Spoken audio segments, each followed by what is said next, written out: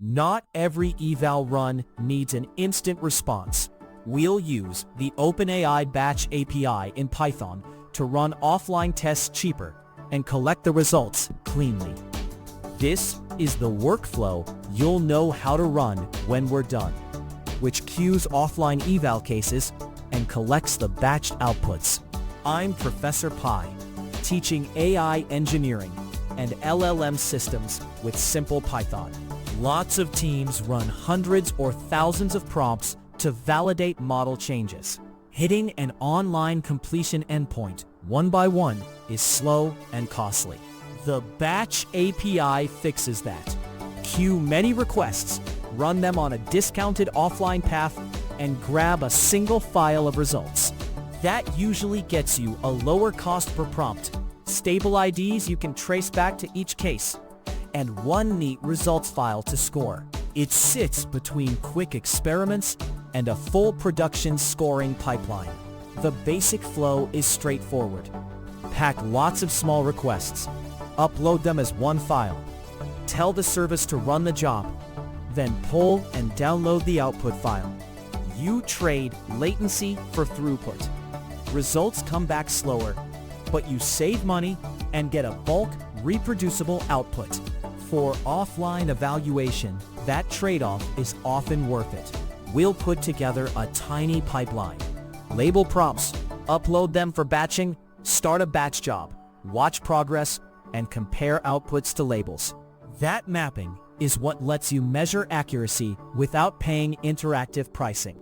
Quick note, this code is designed to teach the core idea clearly. Library versions and local setups can vary, so check the official docs if your setup behaves differently. Now we prepare the offline prompts and the authenticated client session. This snippet prepares 2 offline eval prompts for the OpenAI Batch API. It instantiates the OpenAI client, so later steps share the same authenticated session. The list raw cases binds stable custom IDs to short prompts that anchor reproducible regression runs. A compact loop converts each tuple into a batch entries dictionary with the required method, endpoint, and model payload. The printed count confirms how many discounted requests will go into the batch upload. Key lines create an entries list. Set the model name in each payload and attach a custom ID string so you can map outputs back to targets later. Next, we serialize those prepared requests and hand them to the file upload endpoint. This example serializes the request dictionaries into a JSONL stream and uploads them with the OpenAI Files API. It imports IO and JSON, so the payload string joins each prepared dictionary into new line delimited JSON without touching disk. The bytes buffer feeds the client files create function, which uploads the data and returns a server-side file ID. Stashing that identifier as input file ID keeps the dependency chain explicit for the upcoming batch creation call. The printed value shows the handle you will pass to the discounted job and confirms the upload succeeded.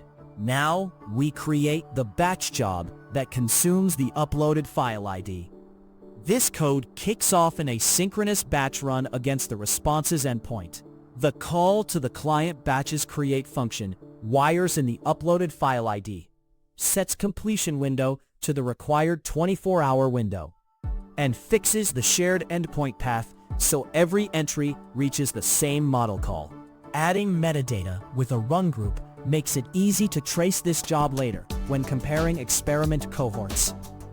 Capturing batch ID keeps a stable reference for retrieval and cancellation flows that follow.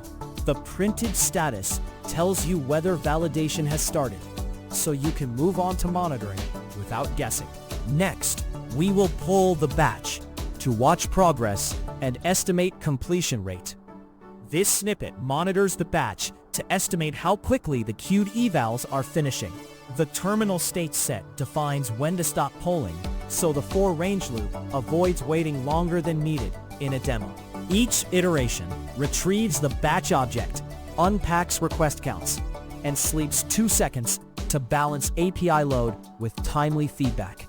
You can poll more aggressively by shortening the sleep or increasing the loop bound if you want finer-grained progress curves. The printed rate represents the fraction of requests completed when the loop exits, grounding your next decision about whether to wait or to cancel and retry. Now, we download the outputs and compute a simple hit rate against our labels. This example retrieves the batch outputs and compares them to the ground truth labels for scoring. If the batch already produced an output file ID, the client file's content function downloads the JSONL lines into memory without touching disk. The target's dictionary maps custom IDs to expected answers, and the loop extracts assistant text from each response entry before checking whether it contains the labeled phrase. Those binary matches feed an average, so accuracy reflects how well the model met your eval expectations. The printed accuracy reports the current hit rate of the offline job and signals readiness for deeper analysis. This toy pipeline maps directly to a small real-world test harness. Swap the 2 prompts for 1,000, and the same flow uploads, runs, and returns a single results file you can feed into your evaluation notebook. Recap: it batches many evals into one upload and a single job, which saves money and organizes runs. Use it for offline regression tests and bulk evaluation when you do not need immediate responses. One caveat is latency, since the job is asynchronous and can take minutes to hours, depending on scale. Next step, scale the same approach to a larger corpus and add timing and accuracy checks so you can compare models systematically. If short, practical AI engineering helps, subscribe and watch the AI engineering videos.